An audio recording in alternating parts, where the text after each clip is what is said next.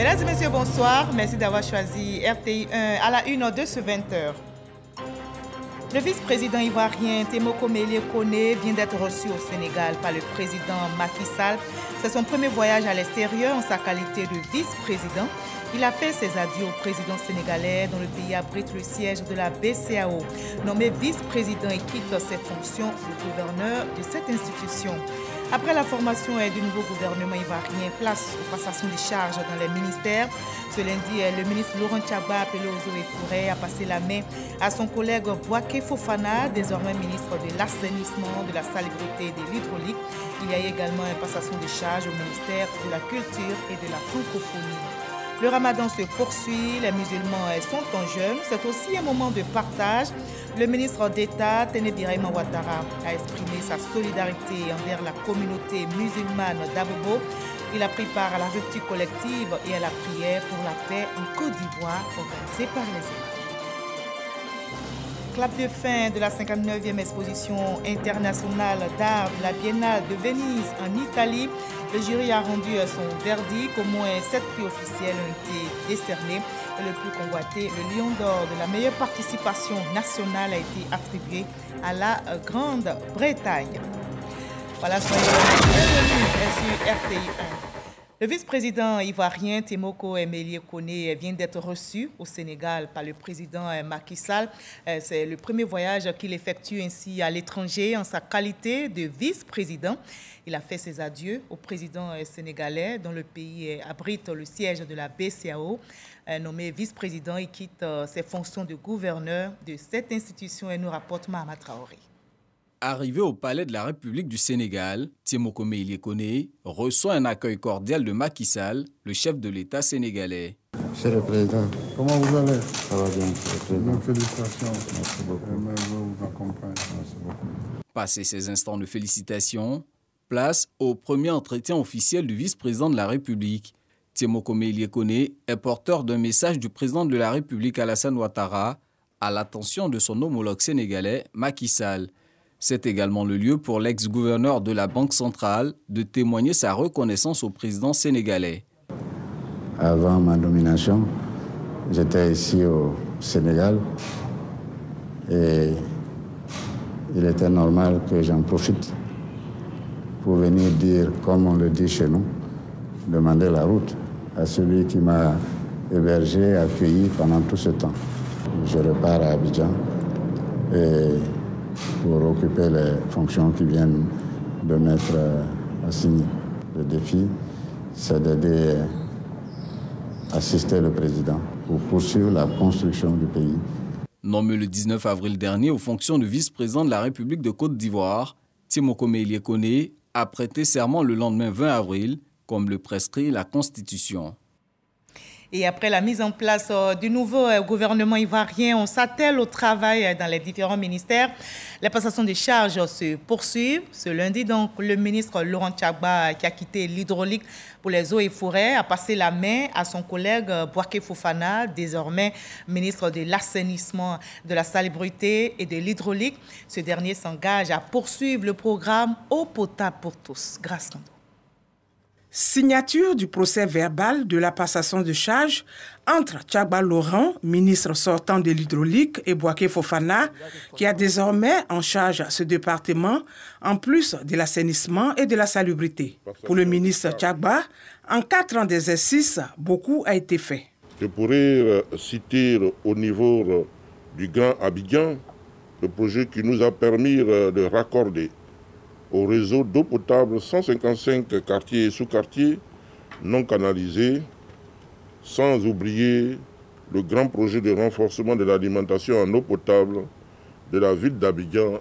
Et au niveau de l'intérieur du pays, nous avons amélioré l'accès à l'eau potable grâce à l'installation de 40 unités de production d'eau potable. Ces retombées, Bouaké Fofana entend s'en inspirer avec l'appui de ses collaborateurs. Aux collègues et collaborateurs de l'hydraulique, rester engagés, continuer à donner le meilleur pour que nous puissions donner de l'eau aux Ivoiriens dans les meilleures conditions possibles. Parce que l'objectif commun que nous poursuivons, c'est de mettre en œuvre le programme de société du président de la République de continuer également à travailler sous les orientations du Premier ministre, donner de l'eau aux Ivoiriens.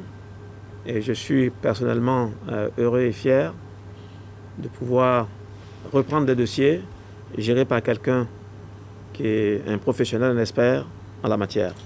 La gestion de l'hydraulique rurale par la mise en place d'une agence dédiée, entre autres chantiers qui attendent le nouveau ministre de l'hydraulique.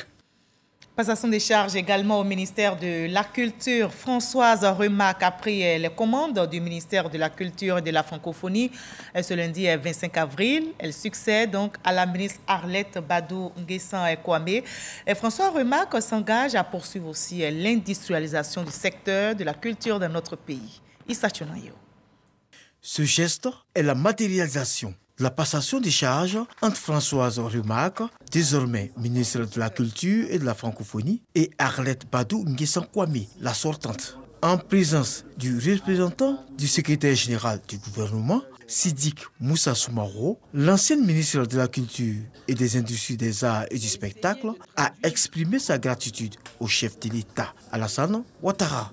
Il me plaît d'exprimer toute ma gratitude à son Excellence, Monsieur le Président de la République, à qui il a plu de me nommer en qualité de ministre de la Culture et de l'Industrie des Arts et du Spectacle. Madame la ministre, le secteur des arts et de la culture offre de réels espoirs parce qu'il est sur le chemin de l'industrialisation, parce qu'il est un véritable levier de rapprochement des populations. La ministre de la Culture et de la Francophonie, pour sa part, mesure l'importance de la responsabilité qui lui est confiée. La mission qui m'est confiée, la culture, est d'une importance capitale et tu l'as rappelé. Un grand homme déclarait à ce propos, et je cite, « La culture est au début et à la fin de tout développement. » Françoise Remac a réitéré sa volonté de poursuivre la politique de l'industrialisation de la culture en Côte d'Ivoire. Et la coopération ivoiro-allemande s'intensifie. L'Allemagne vient de débloquer 5 milliards de francs CFA pour la promotion de la bonne gouvernance dans notre pays. Un financement qui devrait permettre de renforcer la lutte contre la corruption, la fraude dans les administrations publiques. Les détails avec Dangui Dangui. 4 administrations publiques, à savoir le guichet unique du foncier, la direction de la santé communautaire, la direction générale des douanes et la direction des concours de la fonction publique, verront leur système d'intégrité évalué dans le cadre d'une étude de 3 mois. Cette étude lancée ce jeudi et pilotée par la Haute Autorité pour la bonne gouvernance permettra d'établir la cartographie des risques de corruption au sein de ces différentes administrations publiques. Cette étude a pour objectif de développer, de mettre en œuvre des outils et des instruments de prévention et de lutte contre la corruption en Côte d'Ivoire. La cartographie des risques, c'est un outil qui est très important et qui est recommandé par les conventions en matière de prévention et de lutte contre la corruption. Ça permet d'identifier les risques de corruption, de les mitiguer, prendre des actions de mitigation de ces risques-là pour pouvoir améliorer le système d'intégrité de ces administrations, c'est-à-dire que ces administrations-là soient améliorées sur les principes d'intégrité, de transparence et de responsabilité. Cette étude portant évaluation du système d'intégrité dans 4 administrations publiques est une phase pilote et bénéficie de l'appui financier de la coopération allemande. Ce sont plus de 5 milliards de francs CFA que la République fédérale d'Allemagne a mis sur la table pour financer la lutte contre la corruption en Côte d'Ivoire. Monsieur le Président de la République de la Côte d'Ivoire a déclaré que la lutte contre la corruption et la promotion de la bonne gouvernance sera une priorité du gouvernement ivoirien. L'Allemagne est vraiment à côté de la Côte d'Ivoire pour soutenir ce processus. Les résultats de cette étude permettront, entre autres, de développer et de mettre en œuvre des approches et des outils de prévention de la corruption et de renforcer le système de suivi et évaluation ainsi que l'efficacité des mesures correctives et préventives des risques de corruption. Les inspecteurs et auditeurs repartent à l'école. Notez que le basculement de la Côte d'Ivoire en mode de gestion budget-programme engendre une mutation profonde au niveau des structures de contrôle. Et bien, pour assurer un meilleur contrôle interne et externe, les inspecteurs et auditeurs de l'inspection générale des finances renforcent leur capacité à niveau dans la région du Logibwa. Ils sont une cinquantaine qui seront outillés aux pratiques budgétaires nouvelles. Le reportage de Kades Sogodougou. Centre culturel de Divo, corps préfectoral, chefs traditionnels et de communauté, directeurs régionaux et chefs de services, jeunes et femmes, ont répondu présent à l'appel des émissaires du directeur général du budget et des finances, Traoré Seydou, dans le cadre de la caravane du budget citoyen 2022. La donne est connue. Les populations du Logibwa, à l'instar de celles de toute la Côte d'Ivoire, doivent être imprégnées dans les moindres détails des ressources financières dont dispose l'État pour cette année 2022 et à quoi servira cet argent. Ce budget de l'État, on a constaté que les populations ne le connaissent pas véritablement parce qu'il est un peu complexe pour les non-sachants. Et le gouvernement a décidé alors de le simplifier, de le rendre accessible, faire ce que tout le monde, quel que soit le niveau de connaissance, puisse le comprendre. Et c'est à cette fin que le budget citoyen a été élaboré. Donc il est accessible dans un langage simple, qui n'est pas trop technique, que tout le monde puisse comprendre ce que c'est que le budget, comment il est financé, à quoi il sert, et surtout que la population sache ce que l'État fait avec le budget citoyen en leur faveur. Diokoué, Soubré et Touba seront également visités par la caravane du budget citoyen 2022. Et toutes ces activités se déroulent en plein Ramadan. Les musulmans sont en jeûne, justement. C'est aussi un moment de partage, de communion. Le ministre d'État, Téné Birahima Ouattara, a exprimé sa solidarité envers la communauté musulmane d'Abobo. Il a fait don et pris part à la rupture collective organisée par les imams. Les guides religieux, vous allez le voir, ont prié pour la paix dans notre pays. Frédéric Olaï, Franck Wadio. Dimanche 24 avril. 23e jour du jeûne du Ramadan. Il est 18h. La mosquée Adja Téné Coulibaly dans la commune d'Abobo reçoit la visite du ministre d'État Téné Birahima Ouattara. Avant l'heure de la rupture collective, prières et bénédictions sont dites pour la paix ainsi que pour l'hôte du jour, sans oublier le couple présidentiel.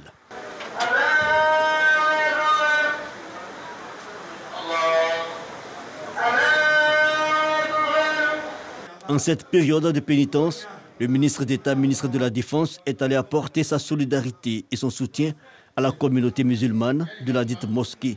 Une visite fortement appréciée par les fidèles et les guides religieux. Je suis tellement content, je n'ai pas de mots à exprimer ma joie. Sauf remercier Allah subhanahu wa ta'ala. L'arrivée du ministre, c'est comme ce président Alassane qui est venu. Donc nous sommes très contents. Chaque jour, nous on fait des prières pour le pays, pour la stabilité du pays et pour l'avancement du pays. Bon, par la grâce d'Allah, on commence à voir les signes. Le mois de Ramadan représente un mois très important pour nous. Le moment, c'est un mois de partage. Donc vraiment, c'est un mois qui est important pour les musulmans. Je suis vraiment content, fier, heureux de recevoir un membre du gouvernement. Nous disons merci à Dieu. Le devoir de la population, c'est de prier pour le président de la République, pour qu'il ait une bonne santé, pour qu'il ait le courage de continuer dans la dignité et la fierté. Moment de partage et message de cohésion. Accompagné d'une forte délégation, le ministre d'État, ministre de la Défense, n'a pas voulu s'exprimer, mais a tenu à partager le repas de la rupture du jeûne avec la communauté. Il a également fait don de 5 millions de francs CFA aux imams et à l'ensemble des fidèles de la mosquée Adja Téné Coulibaly. L'ONG Raoudi fait aussi des dons en cette période de Ramadan. L'organisation a offert des kits alimentaires et des vêtements à des veuves et à des orphelins. Musulmans et chrétiens étaient tous présents à ce rendez-vous de la solidarité et du partage, nous rapporte Ahmed Traoré Seforaziki. Cet élan de partage dénommé Solidarité Ramadan s'inscrit dans le cadre d'une mission que s'est assignée l'ONG Raouda, mission qui vise à assister les veuves et les orphelins lors des grandes célébrations religieuses comme la Noël, le Ramadan et la Tabaski. Pour la présidente de cette organisation non gouvernementale, toutes les personnes vulnérables sont prises en compte sans distinction ethnique ou religieuse. Ça me fait plaisir. Je dis merci à ONG chaque année qui nous donnent de quoi à manger. Je leur donne beaucoup de vie, beaucoup de santé, beaucoup d'argent. Je dis beaucoup de doigts à ONG Raouda. Que Dieu fasse que l'année prochaine, il ne fasse plus beaucoup que ça, aller à l'intérieur du pays. Que Dieu lui facilite la tâche. Ce sont plus de 200 kits alimentaires et des vêtements d'une valeur de plus de 10 millions de francs CFA qui ont été distribués. L'ONG Raouda intervient auprès des veuves et des orphelins à 2 titres. D'abord, aider la veuve à se prendre en charge, à avoir de quoi manger pour nourrir ses enfants. Aider la veuve parce qu'ils étaient 2. L'homme était le chef de la famille. Pour la plupart de ces veuves, c'est l'homme qui apportait à manger. Il n'est plus là. Il faut pouvoir combler cela. L'ONG Raouda compte parcourir d'autres communes et villes du pays pour apporter de la joie et du bonheur aux personnes vulnérables. On l'appelle initiative organisée par l'ONG Raouda en ce mois de Ramadan. La Côte d'Ivoire accueille en ce moment et jusqu'au 29 avril prochain le symposium sur la science ouverte à l'université virtuelle. Eh bien, pour les organisateurs, ce sont de réelles opportunités pour booster les actions de recherche et de développement durable. La Côte d'Ivoire envisage de mettre en place un cadre national favorable pour la recherche et la collaboration des systèmes et processus de recherche guidés par les principes d'ouverture et de transparence. Patricia Mouetia. L'Université virtuelle de Côte d'Ivoire porte une politique ambitieuse d'ouverture de la recherche, inscrivant sa politique dans le mouvement mondial de la science ouverte. On n'a pas le choix que de le mettre en œuvre parce que la recommandation a été signée par les chefs d'État, membres de l'UNESCO, et nous avec, et comme on peut le dire heureusement, on était déjà dans la science ouverte par anticipation depuis la création de l'université virtuelle. Le symposium national sur la science ouverte vise à la mise en place d'un plan d'action national de la science ouverte en Côte d'Ivoire selon les recommandations de l'UNESCO. La science ouverte, c'est, disons, le partage des connaissances scientifiques que nous produisons au niveau de nos universités, de nos centres de recherche, pour que ces connaissances-là soient accessibles à nos populations, que tout le monde puisse vraiment profiter de ces résultats. Donc c'est une forme de valorisation, n'est-ce pas, des efforts que nos chercheurs font pour que notre pays puisse vraiment se développer. Conférences, panels et travaux en commission ont meublé cette journée d'ouverture. Selon le représentant du ministre de l'Enseignement supérieur, l'université encourage ses chercheurs à rendre accessibles leurs publications. L'accès aux données scientifiques, par ailleurs, eh bien, est une très bonne chose. Et quand vous n'avez pas cette autorisation, vous n'avez cette permission, vous ne pouvez pas progresser dans le domaine de la science et de la technologie pour innover. C'est pourquoi le ministère appuie de façon irrémédiable l'UVCI. Pour ce faire, l'université accompagne les équipes de recherche pour les former et les sensibiliser sur toutes les questions liées à la gestion des données de recherche. Et nous partons pour l'intérieur du pays où se déroulent d'autres rencontres. Les députés de la circonscription électorale de Yamoussoukro étaient récemment face à leur population. Une rencontre pour rendre compte de l'activité parlementaire, surtout les grandes questions qui touchent la capitale politique ivoirienne. Et bien, à travers ces échanges, les populations ont bien voulu cerner le travail de leurs élus au Parlement. Kader Sogodogo.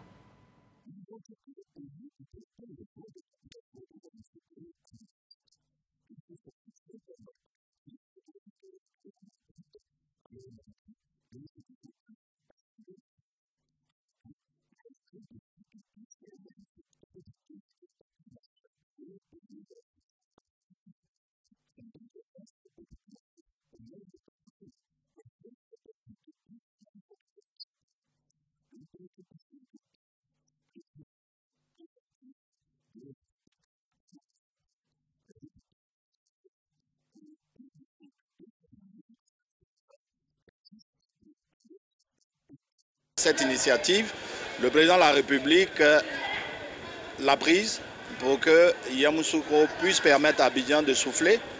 Et Yamoussoukro se prête, vous pouvez le savoir, à la modernisation, puisque le président Félix Houphouët-Boigny a créé déjà les axes pour ce transfert.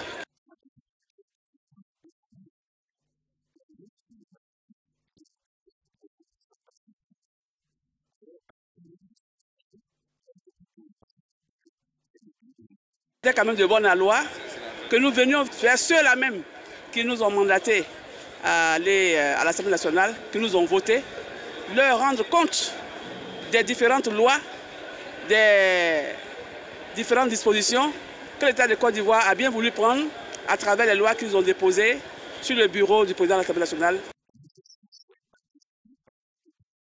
Je suis très fière qu'une femme soit députée de Yamoussoukro pour envoyer les informations à la population. C'est une première à Yamoussoukro. Nous attendons beaucoup de ces rencontres parce que ça va nous permettre de faire comprendre l'Assemblée nationale de Côte d'Ivoire et véritablement le rôle de député dans une cité.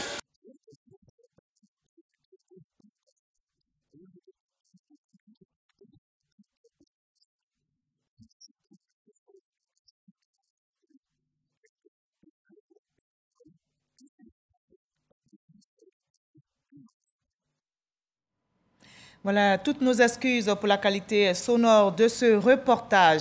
Au RHDP, le président du directoire annonce la création de 345 départements politiques. Ces départements politiques seront animés par des délégués élus par les militants de base.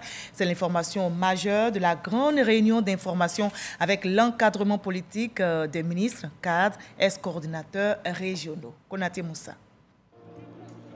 Première grande réunion d'information du RHDP avec l'encadrement politique et les élus du parti. Après la réforme du parti par le président Alassane Ouattara, la nouvelle équipe dirigeante s'est fixée des orientations. Initier sans délai à la restructuration en profondeur des structures décentralisées du parti et proposer dans les meilleurs délais un dispositif efficace pour une meilleure participation des cadres. Poursuivre la dynamisation du parti, mettre l'accent sur la formation politique afin de promouvoir une véritable politique de la cohésion au sein de notre parti qui doit être un rassemblement des militants et non des partis politiques. Rassemblement des militants, cela passe également par une meilleure organisation. Pour redynamiser ces structures de base, le directoire du RHDP annonce une nouvelle architecture pour l'implantation du parti. Le directoire a ainsi autorisé la création de 345 départements politiques. Je dis bien départements politiques. Ils seront la colonne vertébrale du parti. Ces 345 départements politiques seront animés par des secrétaires départementaux qui, dans la vision du président du parti, sont les préfets déployés par le parti sur l'ensemble du territoire. Le RHDP engage donc la restructuration de sa base, une nouvelle dynamique dans l'animation de la vie du parti en vue de renforcer le contact avec les militants. À partir du moment où on responsabilise les secrétaires départementaux, je pense que les résultats ne vont pas se faire attendre. Il faut vraiment maîtriser la base. Il faut qu'on sache effectivement si on a 500 000 militants, il faut que ce soit 500 000 militants, il ne faut pas que ce soit plus que ça ou moins que ça. Cette rencontre-là conforte ce que nous avions commencé à faire depuis longtemps. Organiser le parti dans notre région pour pouvoir attaquer les différentes échéances. Des délégations seront déployées sur toute l'étendue du territoire du 5 au 15 mai prochain afin de mettre en place le projet de restructuration du parti. Et toujours au chapitre politique de ce 20h, le Rassemblement pour la Côte d'Ivoire, RACI, adhère au RHDP. L'annonce a été faite ce week-end lors de son congrès extraordinaire organisé dans la commune de Cocody. Ses membres donc font partie désormais du RHDP et les ministres Mamadou Touré, Amadou Coulibaly étaient présents à cette cérémonie. Laure Goretti, Alexis Douedraogo. Puisque nous avons arrêté le principe de l'adoption par acclamation, je voudrais demander à l'Assemblée quels sont ceux qui sont d'accord pour la dissolution du RACI en vue de l'adhésion de ces militants au rassemblement des Oufouettis pour la démocratie et la paix RHDP. C'est par des applaudissements que les congressistes du RACI votent oui à la dissolution du parti. Ils en font de même pour approuver leur adhésion au RHDP.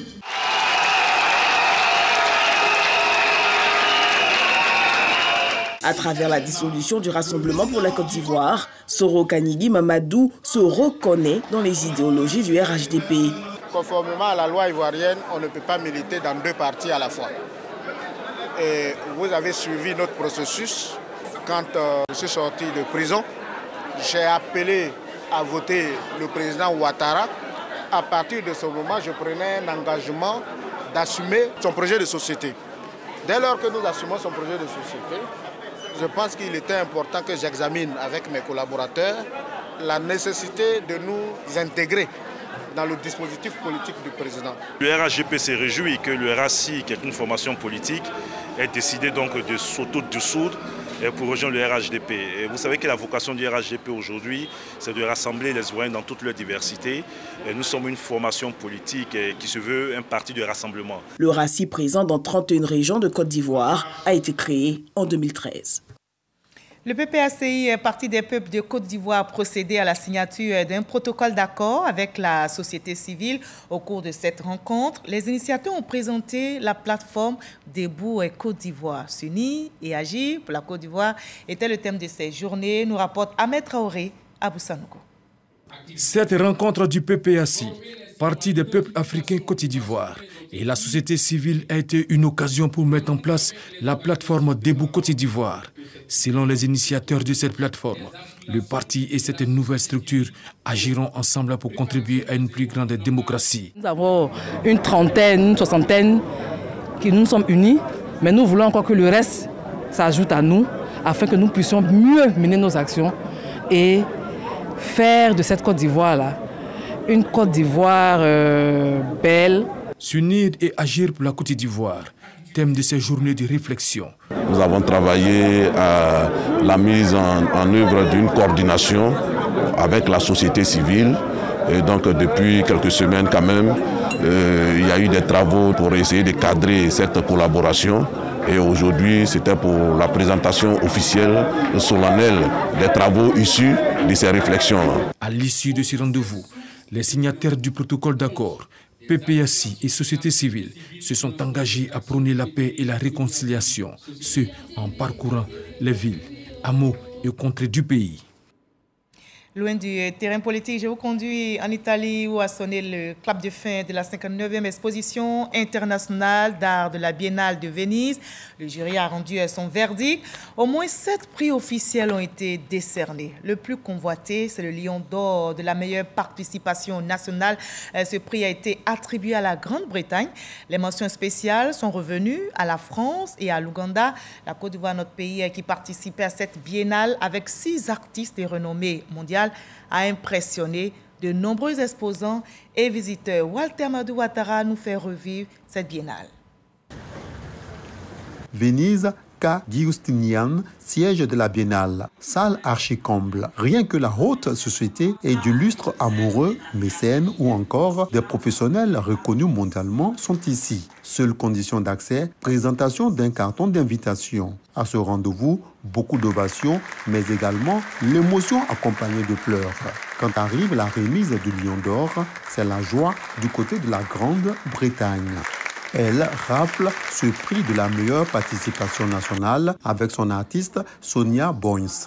Le titre de son exposition, Sentir son chemin. 2 mentions spéciales attribuées à la France et à l'Ouganda. À la France, pour la reconnaissance d'échanges et de la solidarité dans le sens de l'idée de construire des communautés dans la diaspora.